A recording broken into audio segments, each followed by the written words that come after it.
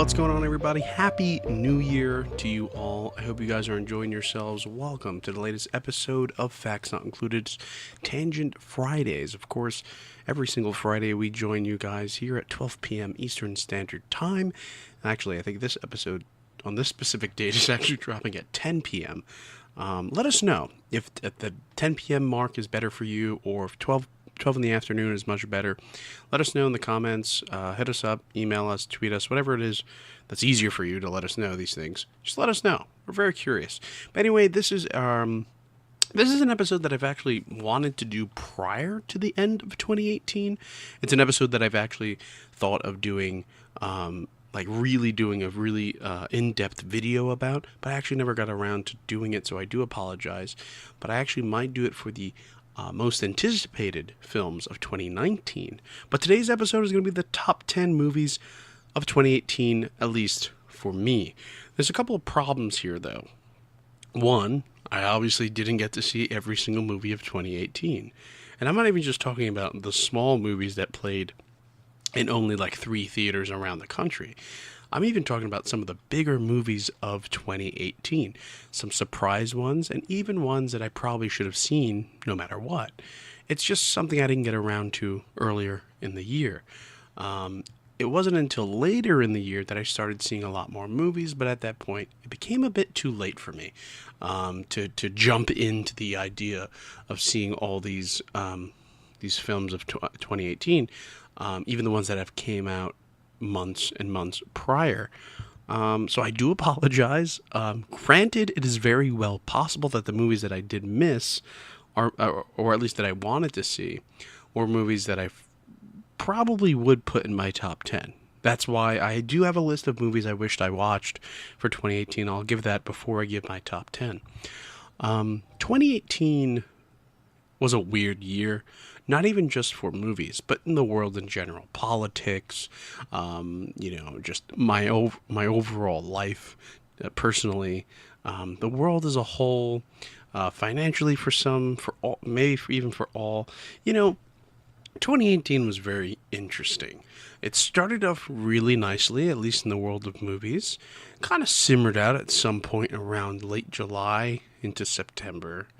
And then we started picking it up again, as we tend to, for the Oscar season, as they call it, which is around anywhere from October to end of December 2018.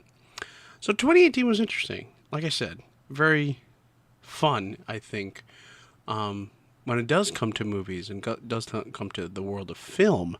I think 2018 was a fun year. I think we had an interesting taste, an interesting palate was given to us, or at least our palate was cleansed each and every other week or so. There were some fantastic movies that crept up on us that no one expected to be mind-blowing or exciting or even probably all that good.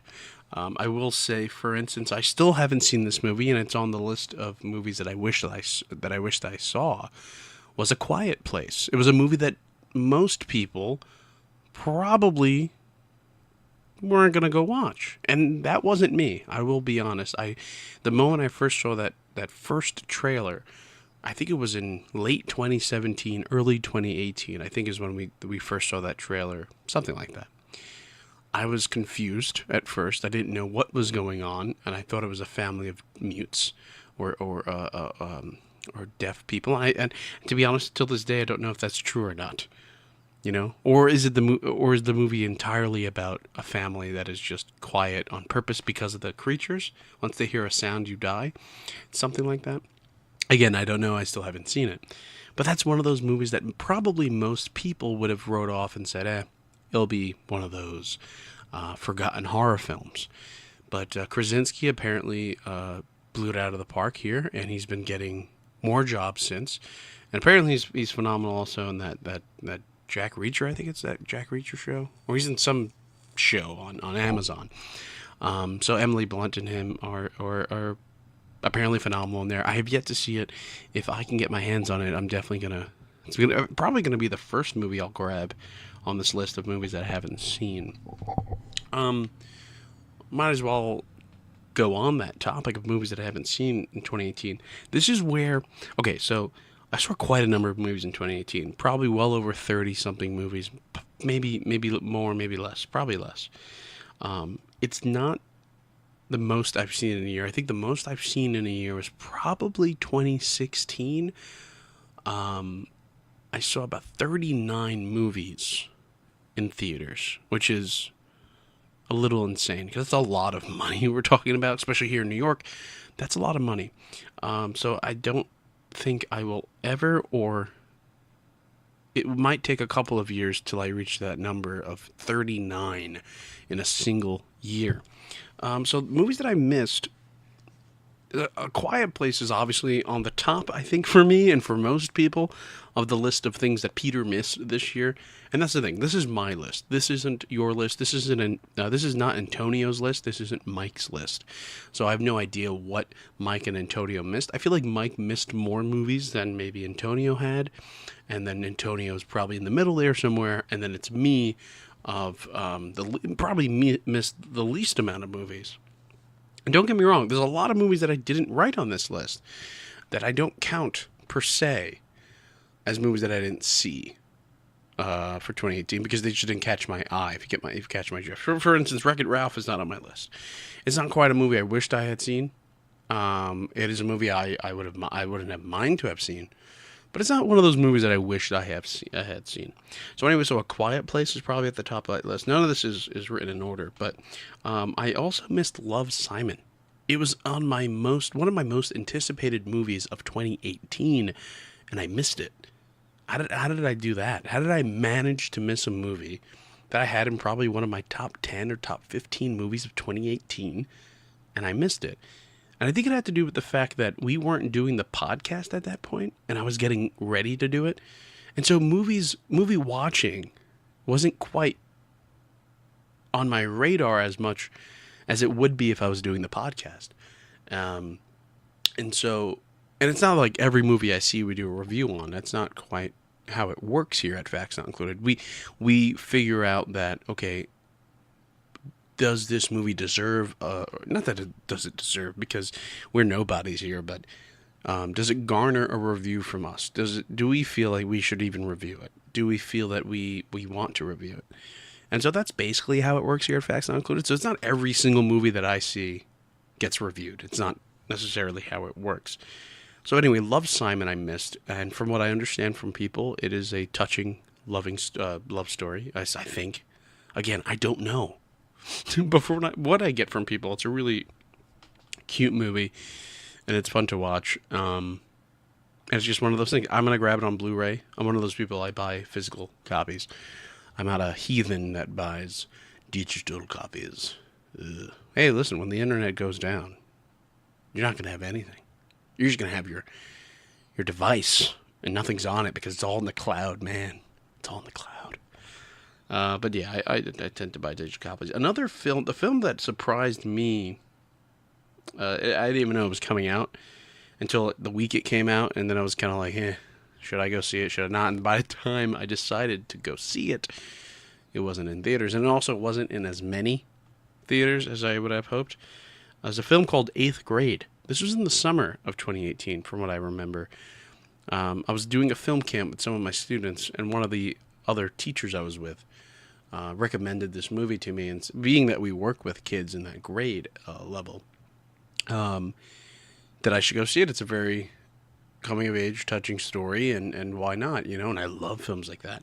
And for some reason, I missed it. And so I do think it's really cheap on Amazon. It's relatively cheap on Amazon. So that one I might get digitally. So, suck on that, people. Seeing that I don't buy digitally. No one's complaining. I'm just causing a problem.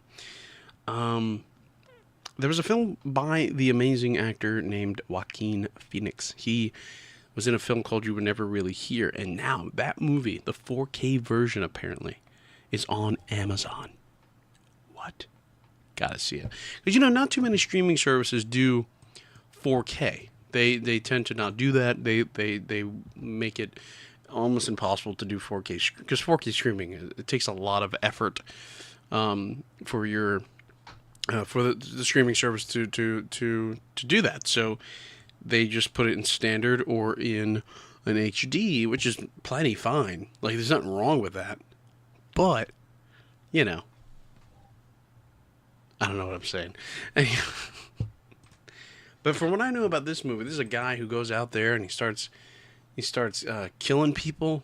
Let me see. He starts killing people that are harassing women. You were never really here. Here we go. I'm gonna look that up real quick.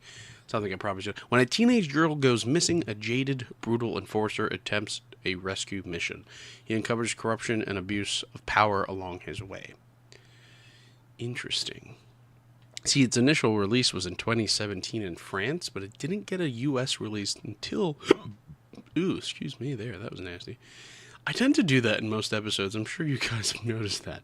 It didn't release until March 9th, 2018, and then wide release on April 20th around the country until this year. So, yeah, there you go. Joaquin Phoenix, what can you say about this man? This man has made some of the greatest.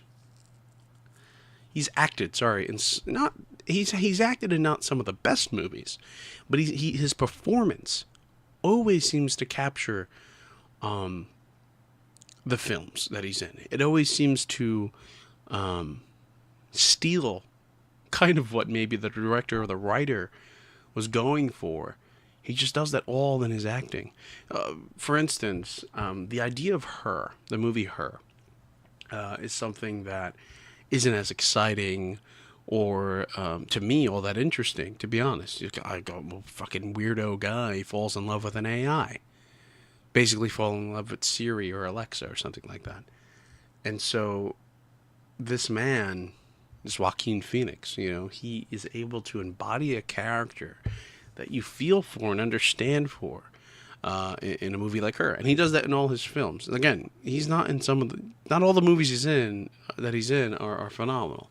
But apparently this one is he's, as they say, knocks it out of the park. But it's also well received, it seems.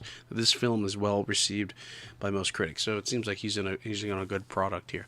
I feel bad in a sense that most of his films these days aren't really noticed by the average moviegoer, A lot of he's been doing a lot, and that's fine. I mean, I don't care. Like, if I was an actor, that's what I would be doing.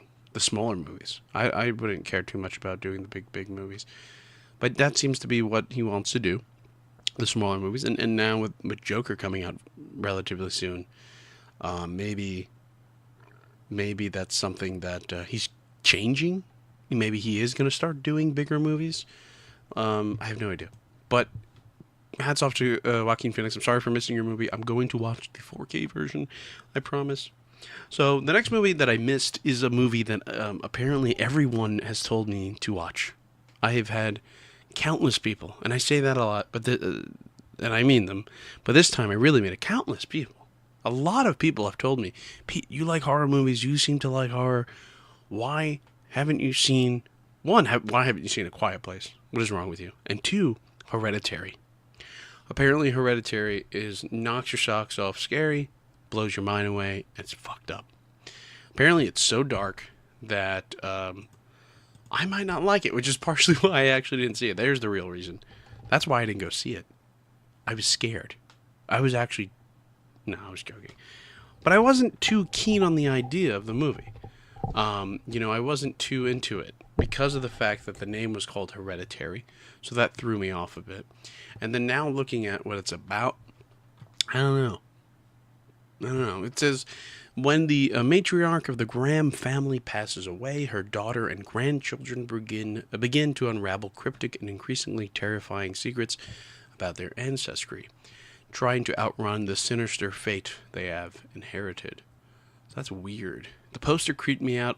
This whole movie really weirded me out, or at least the idea of it. It was kind of like... oh my god, what's the movie that the Key and Peele guy did? Wow, I'm terrible. Get Out. It's kind of like that idea. It's slightly unconventional, and it's kind of like what knocks your socks off. It's like that movie The Witch. That's a phenomenal horror movie and not too many people saw it. It's phenomenal, it's one of those. So another movie on the list is Green Book. A lot of people are talking about this movie. It's likely going to get some Oscar buzz, if not a nomination for Best Picture, possibly, because, you got that a wonderful gentleman from Moonlight and House of Cards in there. Oh my God, Ali, right? That's his name? Mahershala Ali. He's phenomenal, and again, it's a movie that I missed, and it's a movie I wished I didn't miss. But what I don't understand is people are talking about this movie in a negative light. And I keep seeing this, and it just bugs me a bit because it's you do have to remember it's a period piece, and it's based on a true story. And people are talking about how. So the story is about a black singer. I forget the gentleman's name, the real man, and his driver. That's basically what the movie's about. Their relationship, and how a white man has to understand and see the life of a black man during this time period, and how they could be friends. And I was reading an article about how Hollywood doesn't understand that Whitey can't always save the day, or something like that. I was like, I don't think that's what this movie was going for. I mean, again, I haven't seen it, but I don't think that's what this movie was going for. I think from the trailers, from what I got, it's so that both of them could understand where both of them are coming from. It's so that the white character could understand what it's like, as best to his ability, because you can't. But for him to understand what it's like to be black. A black musician, a very famous black musician. And the other way around.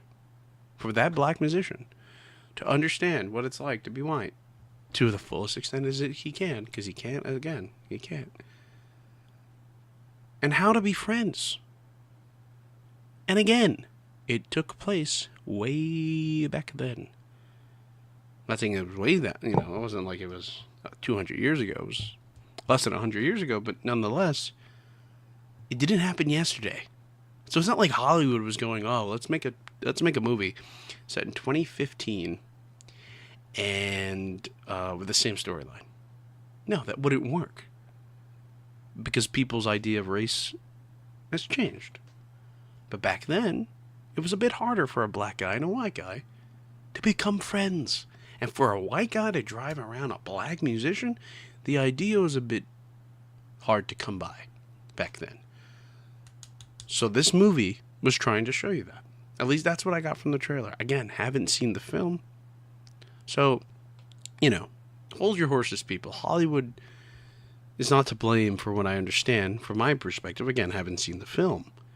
But Hollywood isn't to blame here. Maybe you're just thinking that this movie was set for some reason yesterday. It wasn't. It was in Yesterworld. Many, many years ago. So take it easy. Anyway, another movie that I missed this year. Ugh, wish I saw this movie. Because I've been dying for it. And again, another one of those movies that I wish I had seen. But it came out during Thanksgiving and all that stuff, and I couldn't really go to the movies around then. And it's still out now. I can still see it. But then it really wouldn't make sense in this video. Creed 2. Creed 1, phenomenal boxing movie. So much better than I would have ever expected from Sylvester Stallone and Michael B. Jordan. And, oh my God. I cannot believe I'm blanking on this man's name. The director. See, this is why it's called Facts Not Included. Because we don't look up anything really before the show starts. Creed 1 was directed by the man who directed Ryan Coogler, the man who directed Black Panther. How did I forget that? Wow. Okay, so Creed 2. When Creed 1 came out, I was like, alright, not the biggest Rocky fan, but I'll give this a try because it's not Rocky. It's in the world, but it's not Rocky. So I'll give it a try. I'll figure it out. I'll talk about it. I'll check it out. And I loved it. Phenomenal movie. Blew it out of the park. Ryan Coogler knew what he was doing. He knows how to work with Michael B. Jordan, so he knew exactly what to do here. Thing is, in this movie, Michael B. Jordan doesn't have Ryan Coogler. He has someone else. He has Stephen Caple Jr., who I don't know who that is. He created The Land and A Different Tree. So he's a different actor. He's a different director, And so, how would this man? Oh my God, I'm so sorry. Got a text. How would this man deal with uh, the world of Creed, the world of Rocky? You know, but from some, it seems to he's done a good job. 83% on Rotten Tomatoes, as I see right now. So 83% of the critics that have seen it view it favorably. That obviously means nothing to me, but it helps to know that a lot of people seem to like it.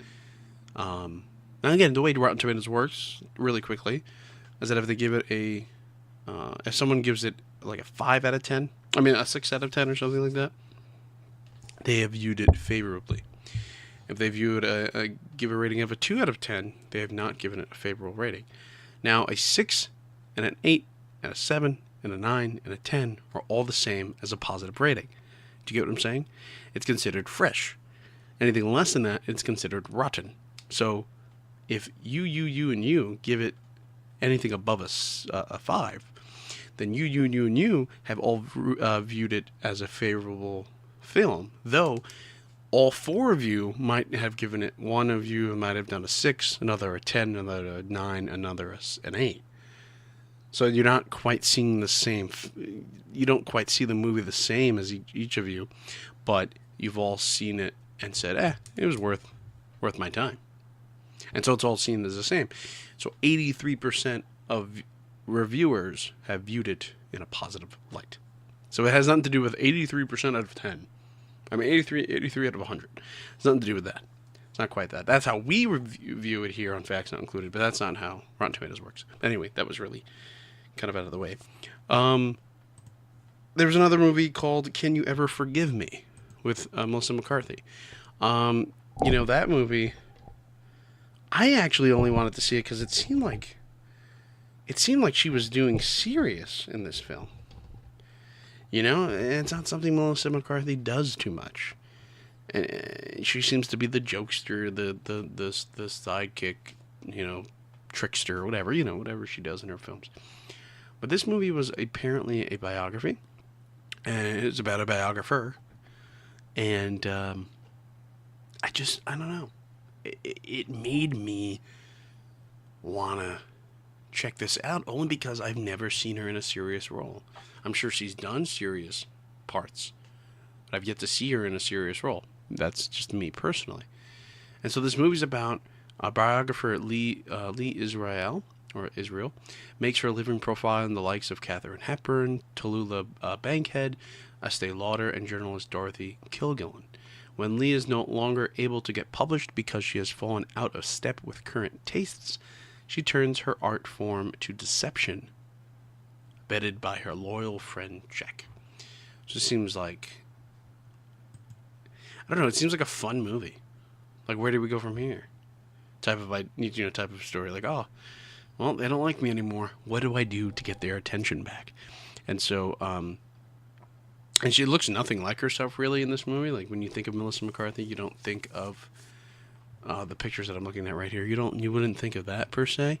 So they really did a good job with the makeup and making her look like not the...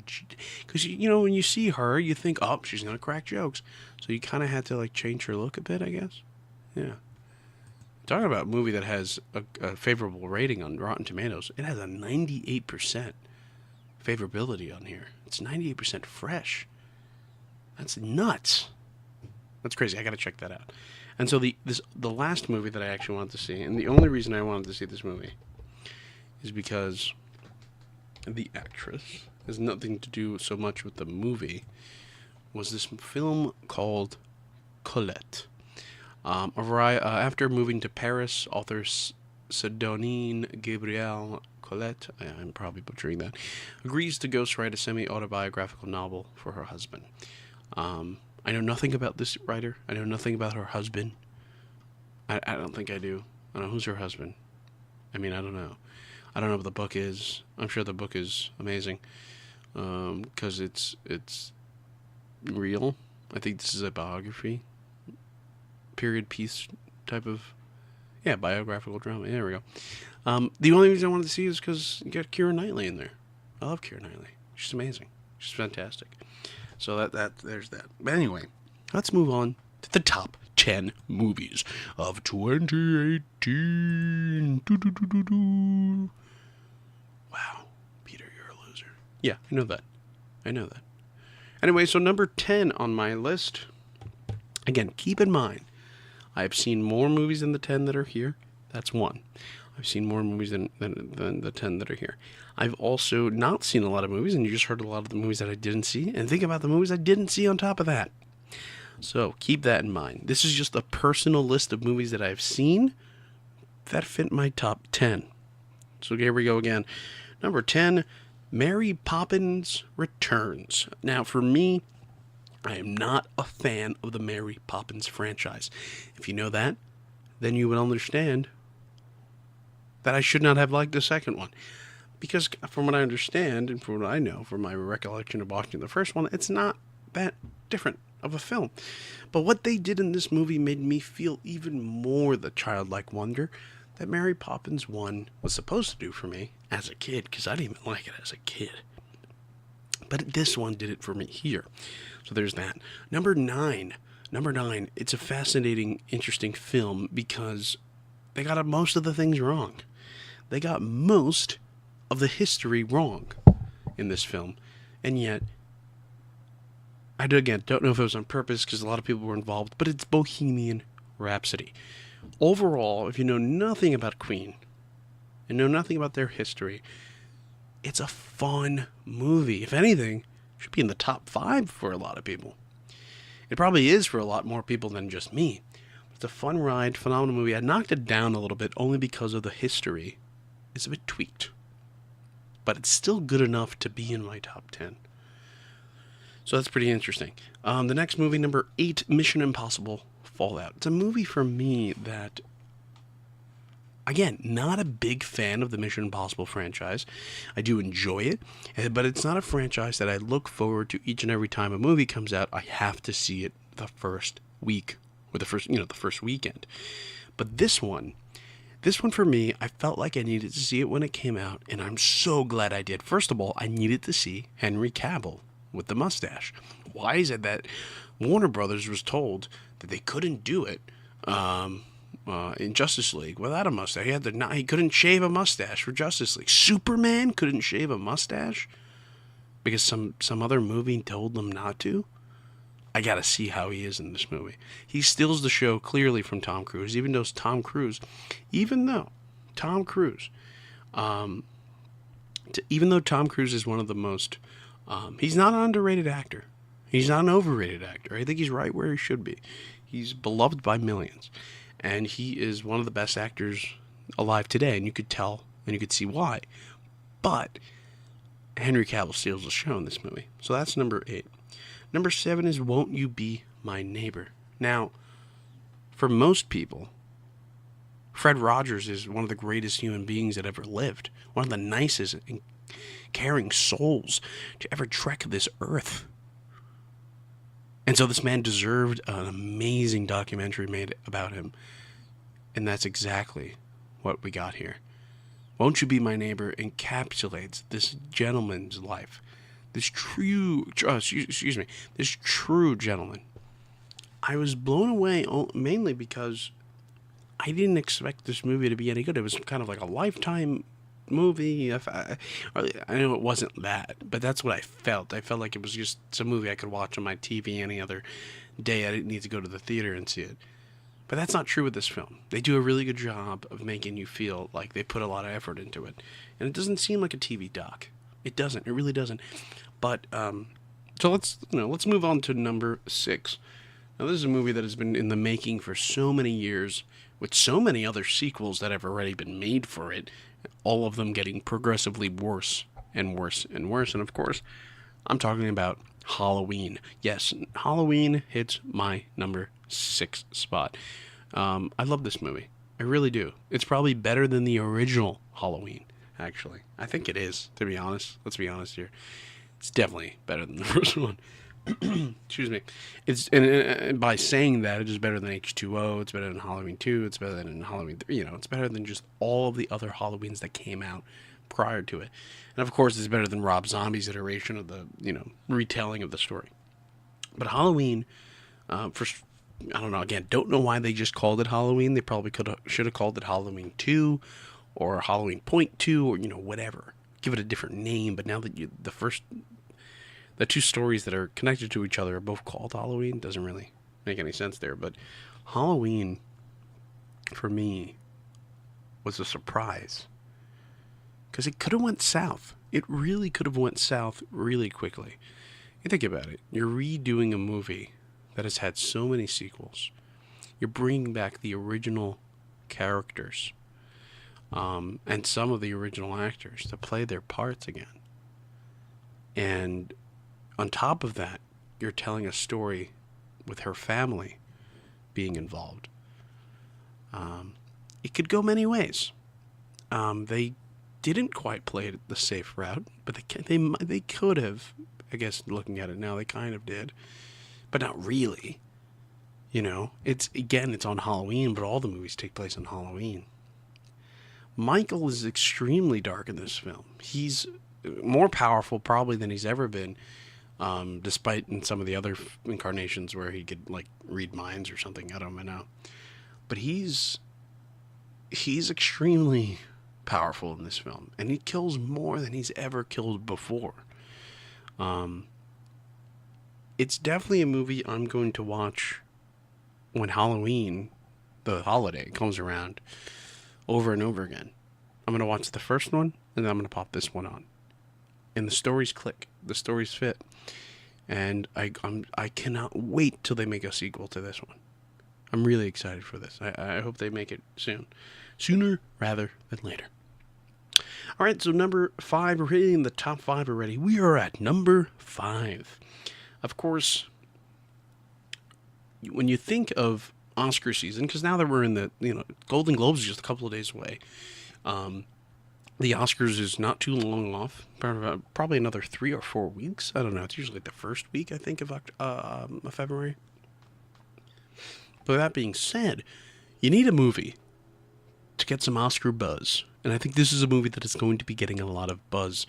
I would hope it gets a Best Picture nod. It might not. It really might not. But this movie is The First Man. First Man is a film about Neil Armstrong and his struggles of becoming literally the first man to walk on the moon. Played wonderfully by the amazing Ryan Gosling, who yet again is in another phenomenal film.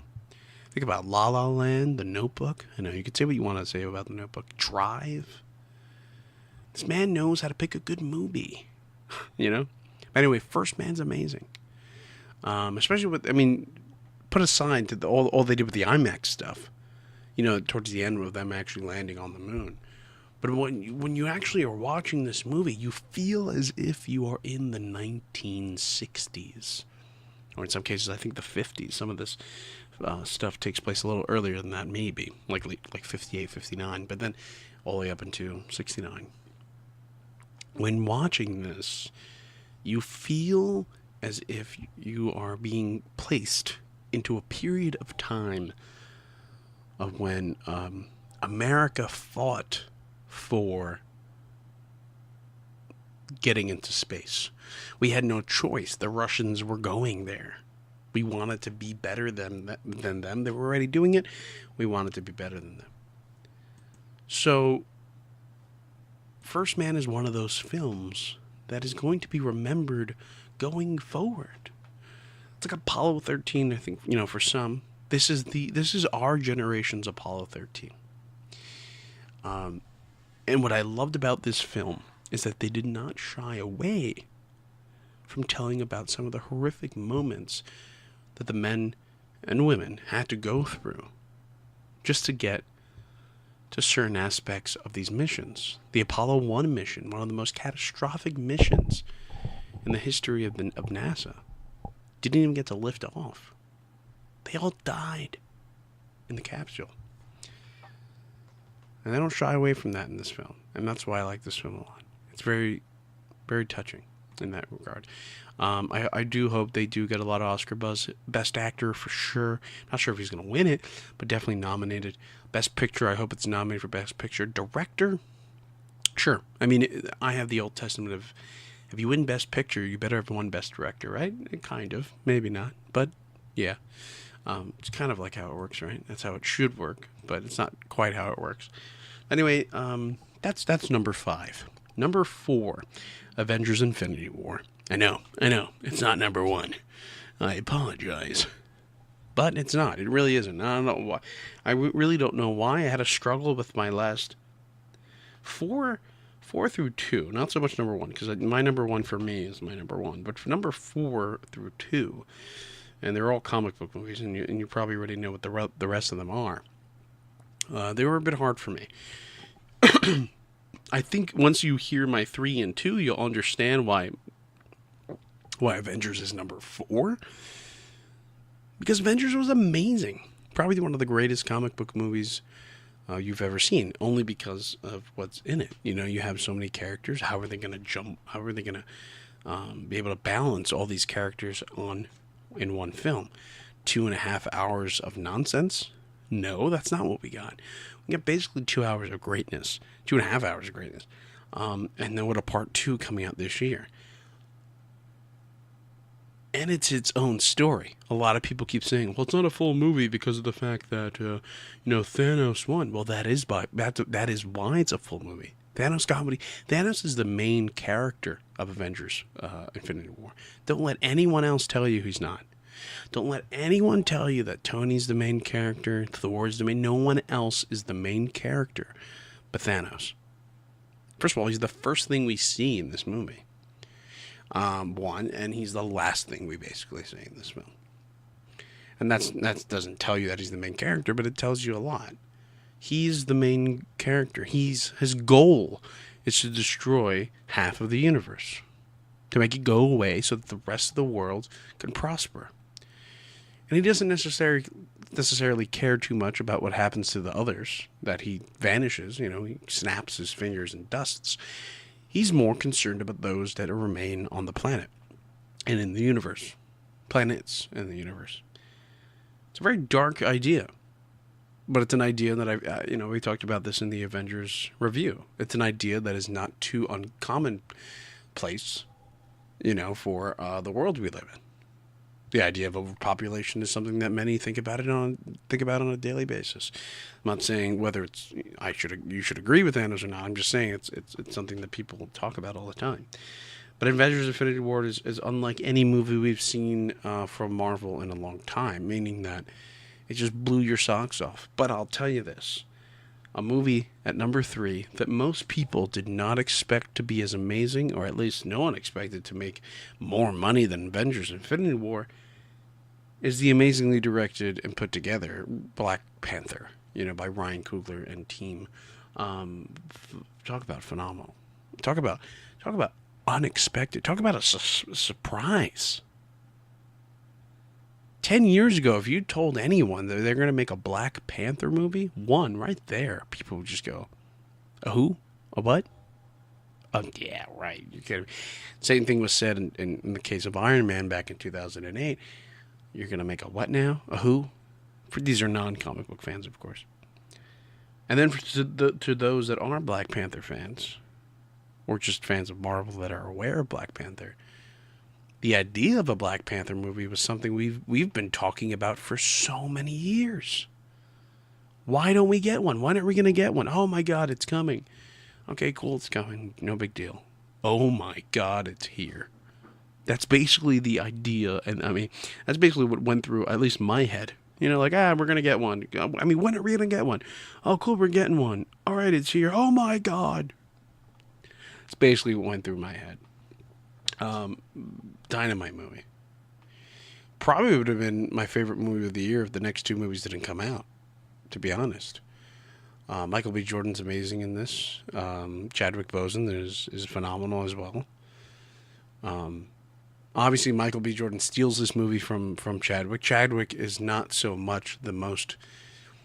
I feel bad because Chadwick plays a fantastic Black Panther. It's just...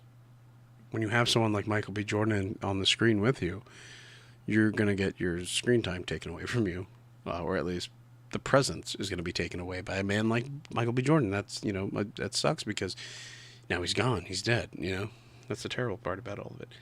The next movie surprised the crap out of me. I didn't expect it to be good at all. I wasn't even going to see it, to be honest. I only saw it because I said, you know what? I have AMC A-List. I'm going to go see it in the morning. Because I was going to wait till January at some point this month to go see it. Or wait till it's Blu-ray or something, whatever. But it's Spider-Man Into the Spider-Verse, number 2. The best comic movie of 2018 for me.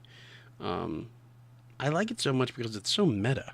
There's so many jokes in it, so many ideas that, the idea of making a Spider-Man movie like this is something I never thought of.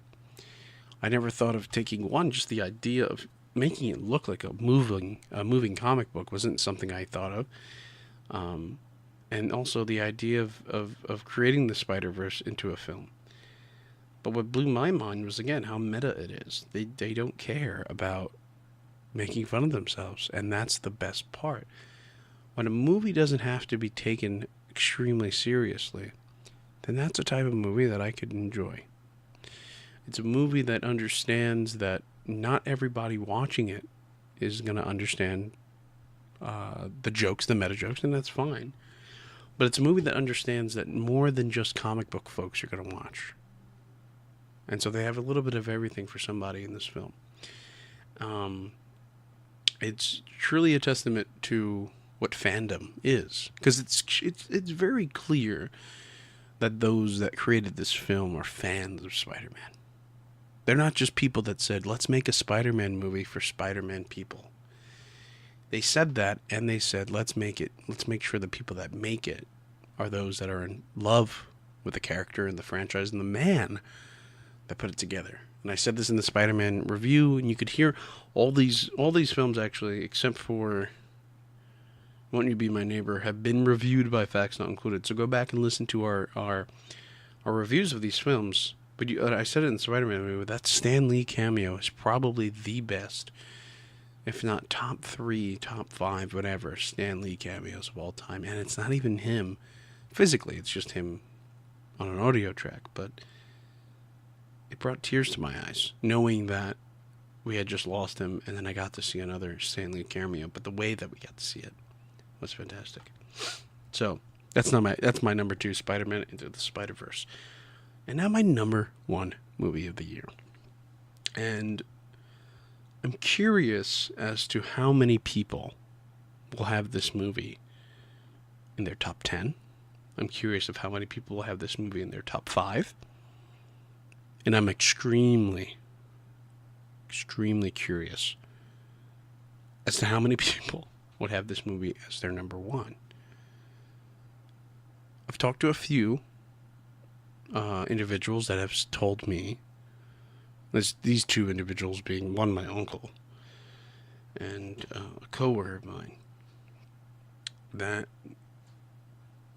they may not agree with me that BlacKkKlansman is my number 1 movie of the year, but they could see where I'm coming from. Because Spike Lee truly returns with this. I think he returns to prominence with this movie. He was doing that a bit with Chi-Raq, but it didn't quite hit it. But then when he hits us with the BlacKkKlansman, wow, it's fun. It's fun to make fun of racists. And that's exactly what they do in this movie. And I think given the political climate that we're in this country, where you have, again, don't want to get too much into it, but when you have a certain president or a certain administration that doesn't quite see eye to eye with certain people, those certain people are going to get angry or aren't going to be too happy, and they're going to make a movie like this. It just fits. I don't know exactly when he got this idea, but it's very clear in this film that it is a movie about the issues that we are dealing with, not just only today, but issues we've been dealing with for as long as we've been a country, essentially. And it's a true story. It's about the story of I forget his name already, but the gentleman that went into becoming a KKK member as a black man for the police, and did it without them really even knowing until it was probably a bit too late. There's obviously certain things in this movie that the movie takes for, granted, or suspend disbelief type of idea stuff. There was never that bomb towards that certain part in the movie. There was never that explosion, from what I understand. But there was a lot of things that this movie did right, other than, changing some things like that. And let's give it up to Denzel Washington's son. He's amazing in this movie. He's great. Kylo Ren, almost as good, if not better. I don't know, to be honest. I have to watch it again to see who gives a better performance. It's a movie that I know for a fact that I will pick up the Blu-ray, and I've actually yet to do that. I know it's been on sale for quite a while, but I will actually pick up the Blu-ray and watch it and share it with so many people. That's what makes a movie, for me, the best movie of the year. It's not the win-all, end-all, because I've done that with Avengers Infinity War and Black Panther, and I'm going to be doing that with First Man. Not sure if First Man came out in Blu-ray. I'm probably going to be doing that with all of my top 10 films. But that's not what makes it in my top 10, or that's not what makes it as my number one. Because if I was to go by that here, Bohemian Rhapsody and Avengers Infinity War might be my 1 and 2. For that idea of just for Blu-ray aspect and shareability. But Black Klansman is definitely going to be a movie that I'm going to pick up the Blu-ray and share it with everybody. Let's all sit down and watch this film. It's one of those movies, I think, to me, it's absolutely phenomenal. I think it's for me the best movie of the year, and for many one of the best movies of the year. I hope it gets all the nominations that it deserves. I really hope Spike Lee gets I don't know if he's going to get the Oscar, but I hope he gets the nomination. I really hope he gets the nomination. I think Black Klansman, for sure, for me, is the best movie of the year. It's, again, one of those movies that was kind of under a lot of people's radars. Not too many people got to see the movie. Not too many people went out to go see it. I don't know why. It didn't make as much money as it could have. Was it because it's a Spike Lee movie? Was it because it's about the KK? I have no idea. I really don't know.